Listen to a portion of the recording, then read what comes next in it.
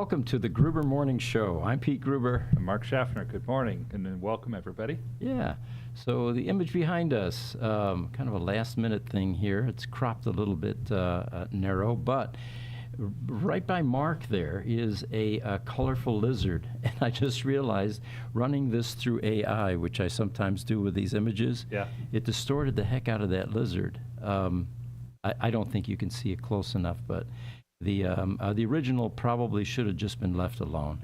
It was because that lizard was a lot more pronounced. But anyway, that is supposed to be a lizard on that rock, and that we thought we'd go with that theme today, the southwestern theme. Oh, that is Arizona, I tell you. Yeah. So got an interesting article to lead with here, and this one is headlined, Elon Musk responds to Tesla supercharger shutdown on the New Jersey Turnpike. And Elon's take on this is, man, it sure sounds like corruption. So the backstory on this is that the New Jersey Turnpike Commission, or the governing body, has chosen a sole third-party company to provide EV charging solutions, despite the fact that Tesla is quite successful, having a number of superchargers, 64 of them actually, 64 stalls on the New Jersey Turnpike. Yeah. So they say that this is somewhat confusing, considering that it's accessible to many different car companies, not only Tesla. But New Jersey has decided that these need to be shut down, and they've gone with a sole supplier, a different sole supplier. It sure sounds like it's politically motivated, does it not? It really does. It just kind of reeks of politics to me.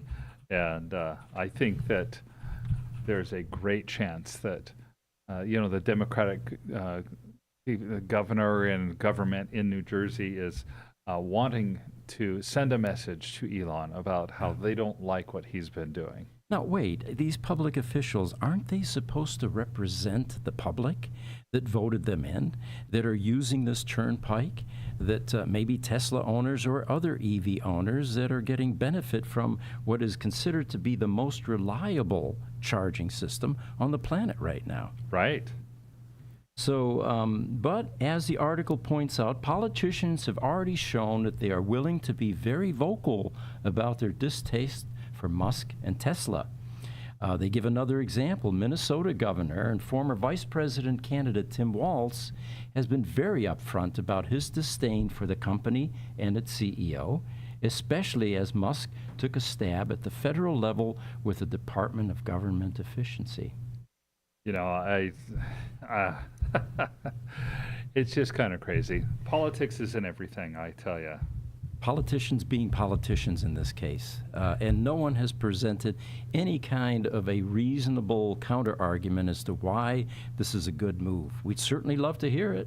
I'd love to hear it too. I mean, why would you take the best, most reliable, longest-serving infrastructure for EV charging that services a broad range of EV vehicles? It is not like it's proprietary. I would understand it if only Tesla was able to use it. New Jersey, you're doing the right thing. Let's open this up to all the other EVs. Absolutely. And yet the North American charging standard is becoming the standard for all vehicles. Right. Tesla has opened it up to many brands, and it's going to continue to open up to additional brands in the future. So there's no logical sense that I can find behind this.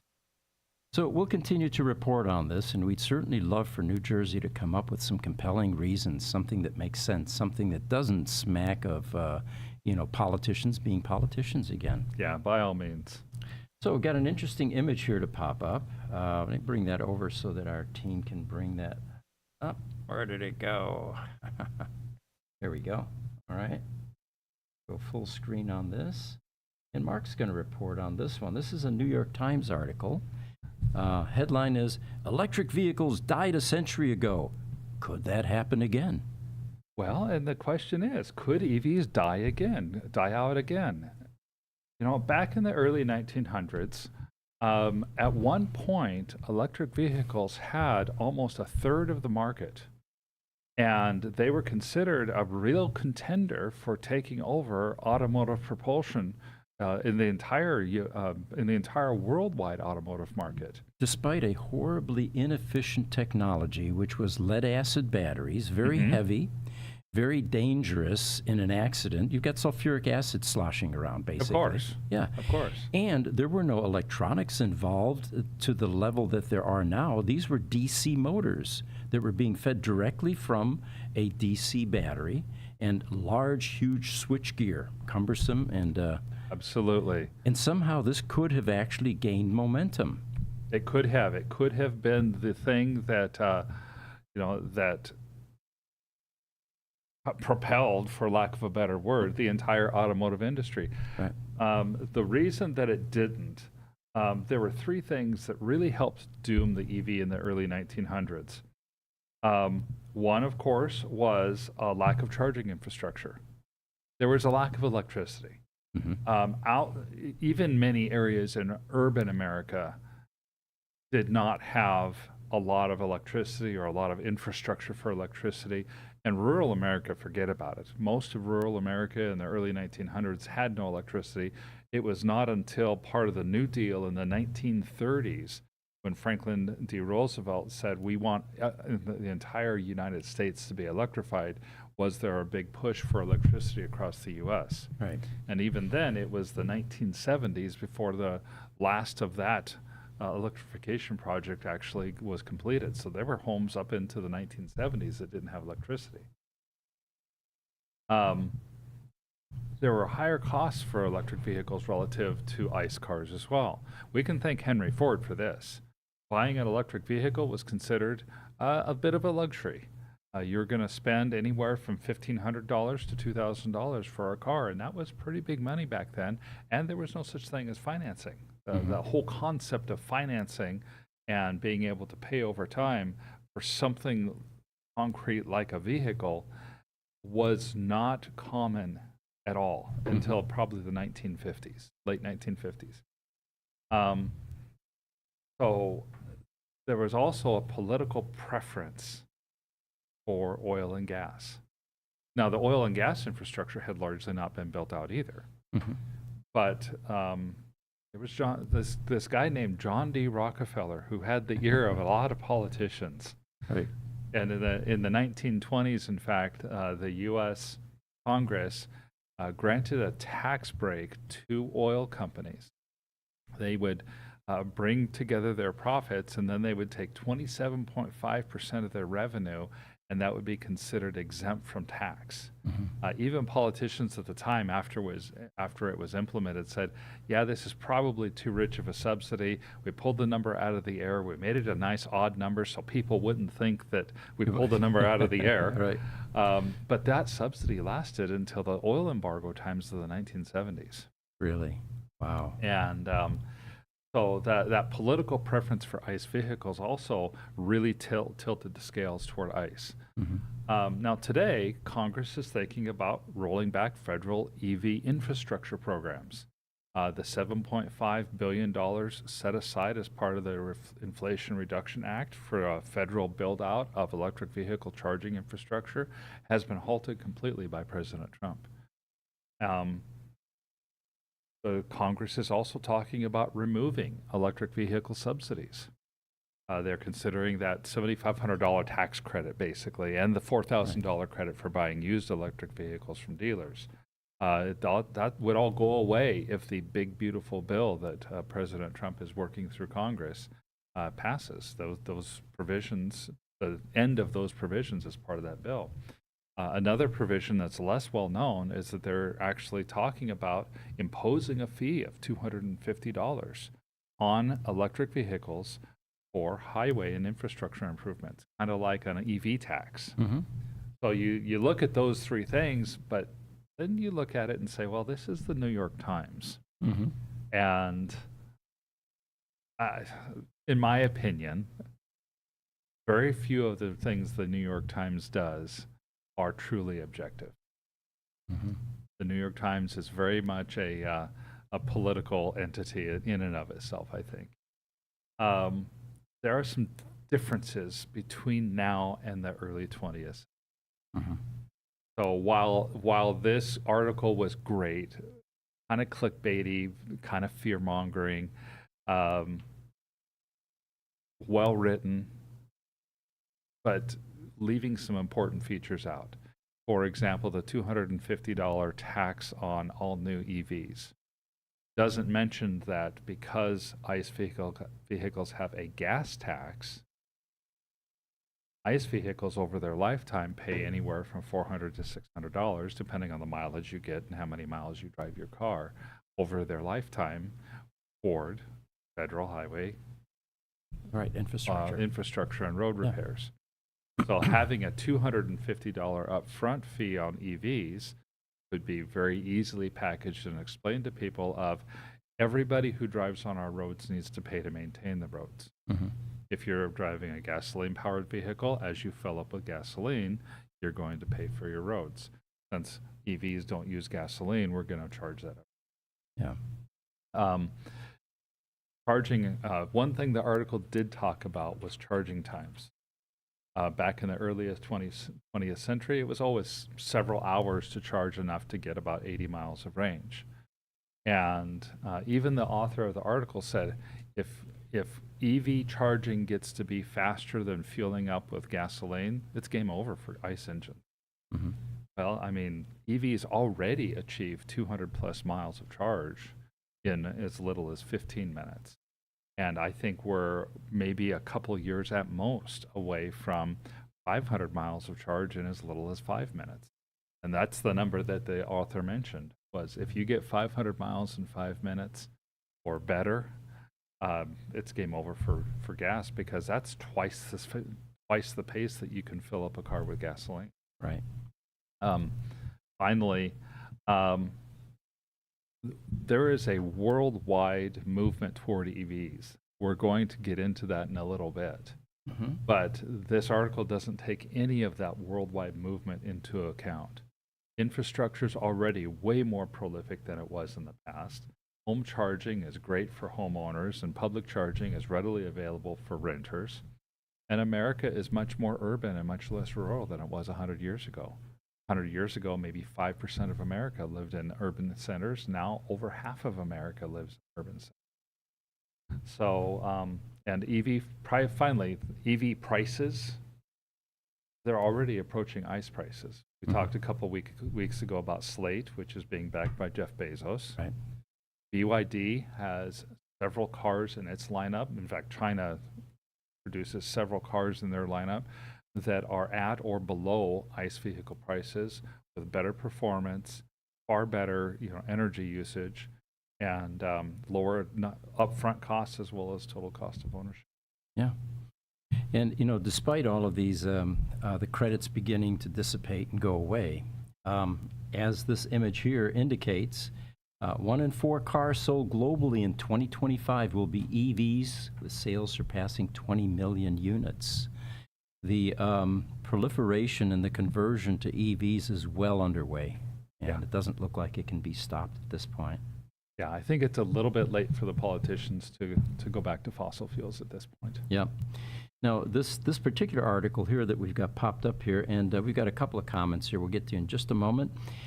This is according to the International Energy Agency. They say that electric vehicles are rising faster than at any other previous time. By 2025, a quarter of the cars sold worldwide will be electric. Increased adoption is definitely the cause. They predict that 20 million electric cars will be sold throughout the world, which is a rise from 17 million in 2024. And it just shows how fast the consumer and the market is changing. Now, the other part of this article is China's ahead, while emerging markets are gaining speed. It turns out that the electric vehicle sales around the world were mainly driven by China, which claimed more than half of all sales in 2024. They sold 11 million electric cars in 2022, which is more than the entire world total from the previous year, with the Tesla Model Y as the most popular one in China, accounting for more than 48,000 units sold in just March alone. So it's not just Chinese cars, we have to consider Tesla Shanghai as a Chinese car. That's right. So Tesla has a part of this, or is playing a role in this. They also point out that Asia and Latin America are experiencing fast growth, with electric car sales up by over 60% last year. And these countries, they say, are serving as new centers of growth for electric vehicles. Prices are dropping, and most of the cars that arrive are being shipped from China again. Yeah. Now, they say the U.S., it does play a role here, saw some growth as well, with a rise of 10% in electric car sales. That brought EVs up to about 10% of total sales in the U.S. During the same time, however, they say Europe's economy stalled out since subsidies and other government measures dropped. But nonetheless, EVs make up around 20% of European cars being sold this year, with BYD dominating the EV market in Europe. Turns out that EVs are generally cheaper to operate. Even at $40 per barrel for oil, the cost of charging an electric car at home in Europe would be nearly half the price of gasoline cars. Because of this, lower operating costs continues to motivate consumers to purchase EVs.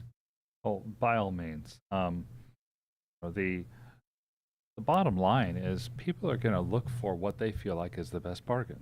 Mm-hmm. And when they see a vehicle that tends to be more reliable over time because it has fewer parts to break, tends to be cheaper to operate over time, both in terms of gasoline and things like oil changes, routine maintenance stuff. There's a lot of people that go for that. Mm-hmm. And so it's, the market is going to take care of itself. People are going to look for what's the best value. Mm-hmm. YouTube, PYGKLB, thanks for joining us, by the way. He says, good morning. I watched an out-of-spec video on the New Jersey Turnpike issue. That would have been Kyle Connor. Yeah, Yeah. I think it'd be interesting to get his take on this. It appears that the changeover has been in the works for years, and that Tesla has been building a parallel system off the pike. Well, that's good news. He also says, it seems to me that the best thing would be for Tesla to offer to sell the chargers to Apple Green.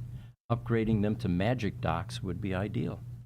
That would be. Hey, Pete. Yeah. Yeah, I did some quick research after I saw that comment, and it looks like the New Jersey Turnpike already has an agreement with Apple Green Electric with other stuff. Mm-hmm. And so in 2020, they went to Tesla for the superchargers, and then that deal expired. And so now they would just want to get more universal, and I think they want to stick with Apple Green since they already are doing business with them. So it sounds like they're just shifting everything over to Apple Green Electric, and the deal was done a couple years ago, and it's just going into effect this month.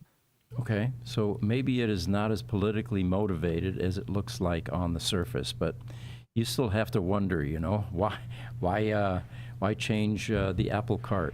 And Tesla also they're already constructed a 116 supercharger stall near the turnpike to continue servicing their customers. So it sounds like they might have actually known this was going down already.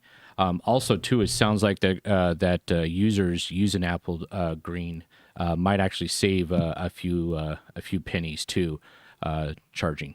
Interesting. Yeah, but why let a reasonable store get in the way of good politics? Right. Good point. Well, here's an interesting headline. Cybertruck battery and drivetrain warranty goes up to 8 years or 150,000 miles. So it looks like Tesla is highly motivated to continue to sell the Cybertruck. You're hearing a lot of clickbaity type articles about how the Cybertruck is suffering and that it hasn't lived up to expectations. What's your take on that? I happen to agree with the article that it really looks like the Cybertruck is rapidly becoming the next Ford Edsel. Really? Yeah. I don't mind seeing the Cybertruck, and it's got some really cool features. On the top of the list for me is a steer-by-wire. I would love to have a chance to drive one, if only to experience what steer-by-wire is really about. But I talked to my wife. The Cybertruck is a thing of nightmares. to her. Yeah. She's just like, to her, it's the ugliest car that's ever been made. Interesting. Yeah. And so, and then you look at the numbers and say, well, if Tesla's truly sitting on, as rumored, $200 million worth of Cybertrucks, Yeah. even for a company that big, that's a lot of inventory that they're going to want to move. Kind of reminiscent of a rock star band with a one-hit wonder, Yeah. But I mean, the way that the acceptance initially of this truck was just unprecedented. Compared to any other Tesla vehicle. Well, maybe the Model S came close. That got accolades right from the get-go, I remember. It really did. How long will Tesla have to go before they start offering new Cybertrucks at a discount price? Yeah, I think they're already doing that, aren't they? Or did we report on that? Yeah, they're starting to do some, but more of their discounts have been in the terms of 0% financing or other financing things. They're trying to hold the line on the price. But the reason everybody signed up for the Cybertruck was that it was going to be a sub $40,000 vehicle that was going to get as much as 400 miles of range. And now, in order to get the maximum range, well, you can't buy maximum range anymore because they discontinued the extra pack. And the base truck is $60,000.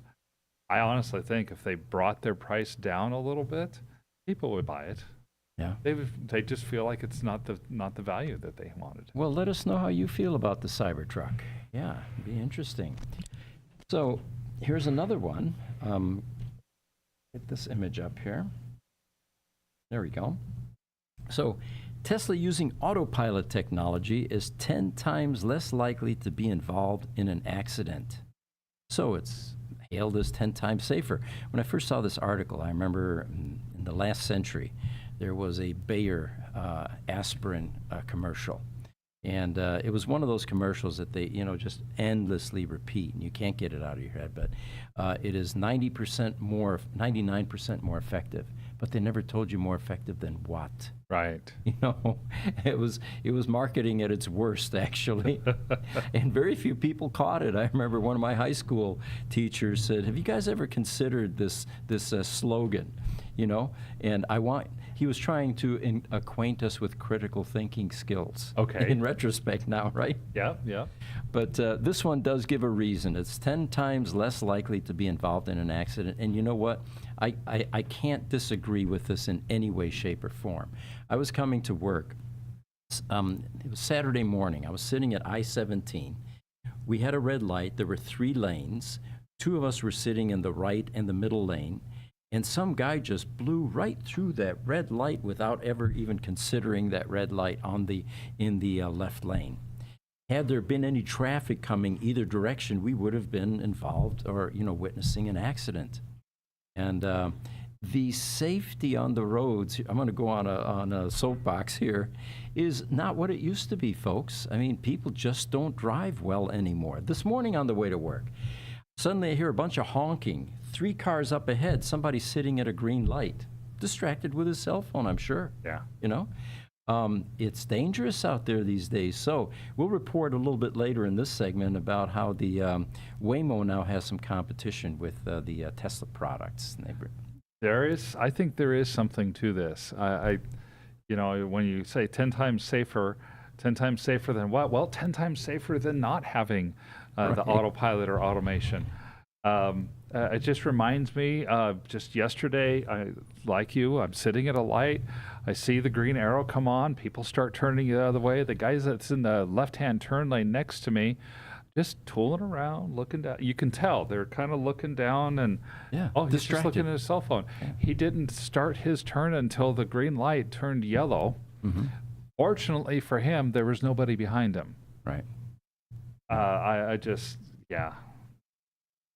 YouTube, PYGKLB again, he says, Apple Green is the operator for the whole travel center. They buy chargers from several manufacturers, so Tesla chargers would be a good fit. Okay. Yeah, they would be. Mm-hmm. I think would be a brilliant marketing part on Tesla, and Tesla has been known to sell their chargers to third parties in the past. Yeah. So here's an interesting article from TechWorm. General Motors has surged ahead to become Canada's top electric vehicle seller in Q1 of 2025, overtaking Tesla with a 252% increase in EV sales. Well, the article continues. It says the growth is propelled by models like the Chevrolet Equinox EV, Silverado EV, and the Cadillac Optiq. Meanwhile, Tesla sales in Quebec plummeted by 87%, dropping from 5,000 units in Q4 of 2024 to just 524 in Q1 of 2025. So, factors, they say. Well, this decline include the suspension of federal and provincial EV incentives and trade tensions leading to tariffs and controversies surrounding CEO Elon Musk. GM's diverse and affordable EV lineup, now here's the important phrase, coupled with a neutral political stance, appears to resonate more with Canadian consumers during these turbulent times. So my question is, would this have been different had Mary Barra joined Trump's cabinet? I'm sure it would have been. That's a great question. And I'm sorry, General Motor EVs, diverse. Yeah. What can you name any General Motors EV models? You know, I'm just pleased that potentially GM can survive this onslaught. Because remember, Ford and GM are the incumbents. Yeah. They've got a massive amount of infrastructure changes to make in order to join the EV race. And we all speculate it's going to be very difficult for them to pivot. Yeah. So at least the Canadians are giving them some love, and maybe that will help their, that will help them survive. I hope it does. I finally have seen an electric Silverado on the road. I was pretty impressed by what I saw, actually. Really? It Yeah. seemed like a really good, solid vehicle. Cadillac Lyric has been a hit. That's Cadillac's EV version. Chevy Bolt was a hit, but it's been discontinued by General Motors. So, I have to admit I'm not terribly familiar with all the different models that are EV in General Motors' lineup, other than those two. Yeah, and of course, they'll never live down the EV1 debacle. GM in the last century could have owned the EV market. They were there before Tesla and decided there's no market for electric vehicles. You think about it, GM could have been Tesla. Exactly, yes, easily. They had much deeper pockets. They had much better staying power. They had many more cash cow type functions within their corporation. But yeah, they clearly blew it. That they did. So another one here, and this one is kind of funny. We've been reporting on Toyota and their silly notion that hydrogen cars are the way to go, and that basically saying that EVs really aren't the future. They've changed their mind, folks. They've had a change of heart finally, and this announcement says Toyota plots massive EV push with 7 new models for the U.S., and we won't give up, as Cooper Erickson, the Senior VP of Planning and Strategy at Toyota, says here. Well, they talk about that these 2 Toyota EVs that they mentioned will be American-made and use locally sourced batteries. Both Toyota and Lexus revealed 5 new electric cars for the U.S. last week, some of which will go on sale in the fall and others by early next year. They talk about 2 additional EVs are in the pipeline for the American market. They will be U.S. made and use, of course, locally sourced batteries. And they do make a strong statement. They don't want to give up to the competition anymore, and they see EV sales growth on their horizon. Well, the 2 best sellers that Toyota talks about is Camry and the RAV4, and those 2 are going to go hybrid. What do you think of that? That's a big move, in my opinion. Camry and the RAV4 are the 2 best-selling automobiles worldwide, or 2 of the 3. Mm-hmm. I have to say it in that way. I don't remember which one is number 1 and which one is number 3. Sandwiched in between them is the Tesla Model Y. Mm-hmm. And the Model Y has been vying for the top spot. Sometimes even the Model Y even takes the top spot. So what we're talking about, though, is that means you've got two vehicles that sell close to 1 million cars or more than 1 million cars a year per model that are going only to hybrid. That will help to transition people to EVs faster, in my opinion. Mm-hmm. Because once people begin to get used to the idea of a battery in their car, and the battery is safe, and the car is better, that's the stepping stone that I've talked about for years that people need to take to eventually embrace EVs totally. And once they get ready to shed the higher maintenance costs associated with a hybrid, they'll eventually transition to a full EV, realizing that it's going to cut some maintenance costs. Yeah, I think a vast majority of people, when they transition out of hybrid, are going to transition out of hybrid toward EV, not out of hybrid back to ICE. Can't imagine why, yeah. They do say that Toyota is gearing up to launch 7 new fully electric vehicles in the U.S. by 2027.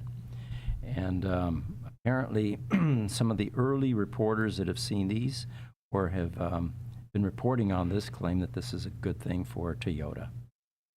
YouTube, Randolph Schneck, thanks for joining us. He said 10 times better compared to all cars on the road, including very old cars. Yeah, it's 10 times better safety. Okay, that makes sense. Yeah, definitely. All right. We talked about the Cybertruck, and it looks like the battery, I think we've already reported on that. All right, let me get the next topic here. There's a fun one coming up. Yeah. Are you? Do we have a picture of it here? Oh, here it is. Yep. Okay, there we go. Yeah, this one caught my interest. Here's a woman in China, and you can tell it's China based on the license plate there. So the headline is, Tesla gets surprise quality check as woman goes full WWE in traffic. World Wrestling Enterprise. I had to look that up. Yes. There is a video that goes with this, and she has a stick in her hand, and she's beating on that windshield.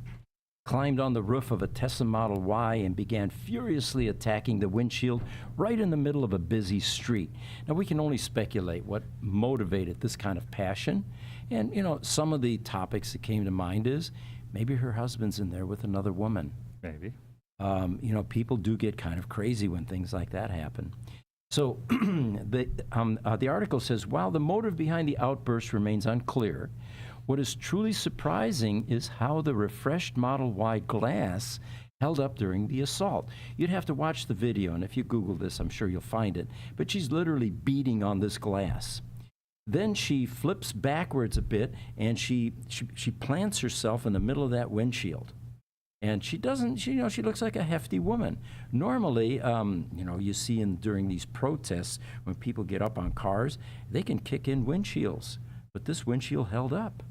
It did, and unless we misinterpret, I watched this. I actually watched it several times. It's really entertaining. When she falls onto that windshield, it's not completely her choice to do so, and it is more of a fall than a stomp or something like that.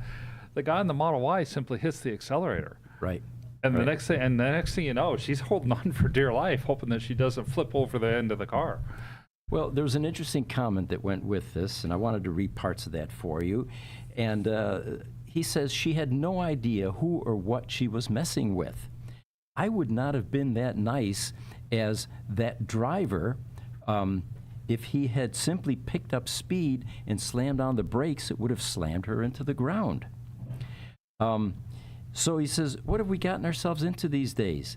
If a person likes a product, they don't have to approve what the CEO does with their extracurricular time. Now, this is, of course, assuming that this all was motivated by a distaste for Tesla and what the CEO is doing, which we don't know for sure.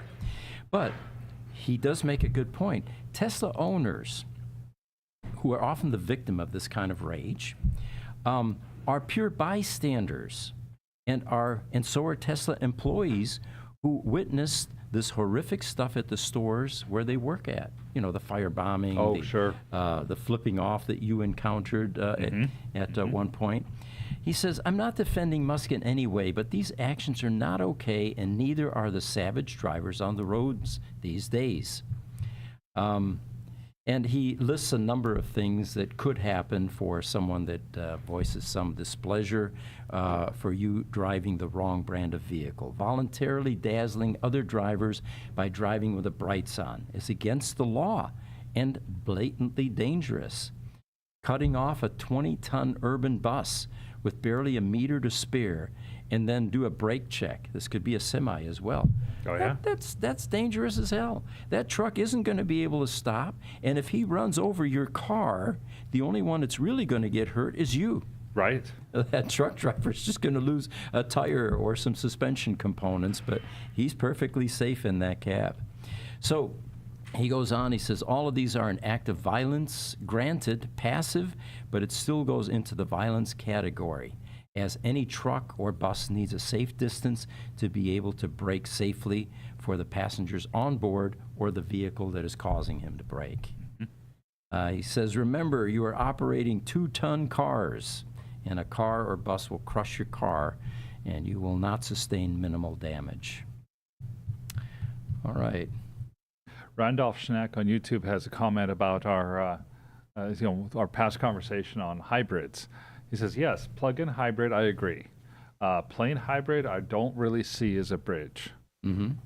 I think I agree with you, Randolph, overall. It really, the key is the plug-in hybrid, the idea that somebody could plug into their house, be charged in an hour or so, and commuting to and from work as much as 40 or 50 miles. They could commute to and from work and not have to use their fuel at all.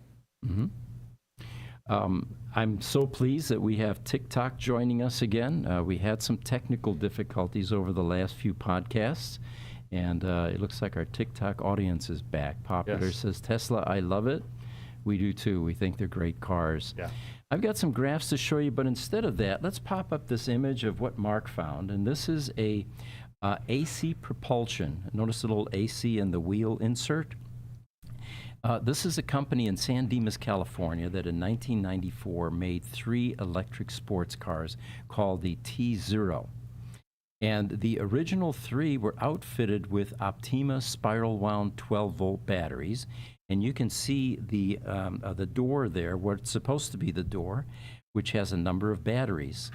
There were 12 on each side of the car, and then 4 underneath the power electronics module in the back for a total of 28 12-volt lead-acid batteries. The reason we know this is we purchased one of them 10 years ago or so, one of the 3 in existence in the world, very rare cars.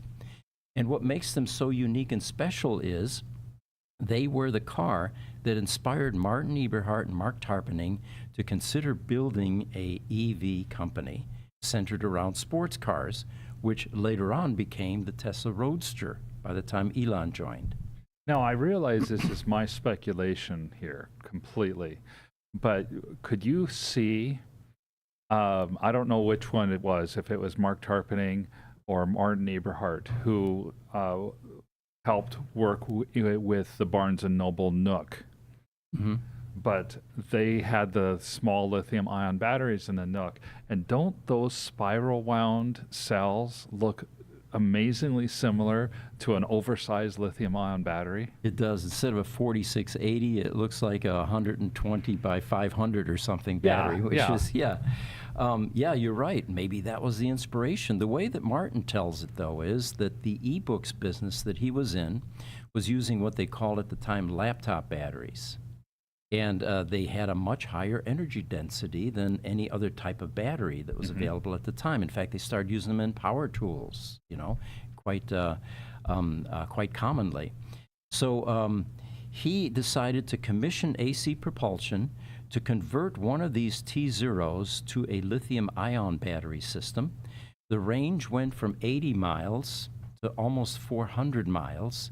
And the performance, the 0 to 60 performance, increased substantially as well. Of course, it wasn't a production-ready design, let's put it that way. Yeah. Because if you got T-boned in a car like this, either with the lead-acid batteries, you'd end up with in a bath of sulfuric acid, or with lithium ion, which catches fire fairly quickly, you could be incinerated in a car like this.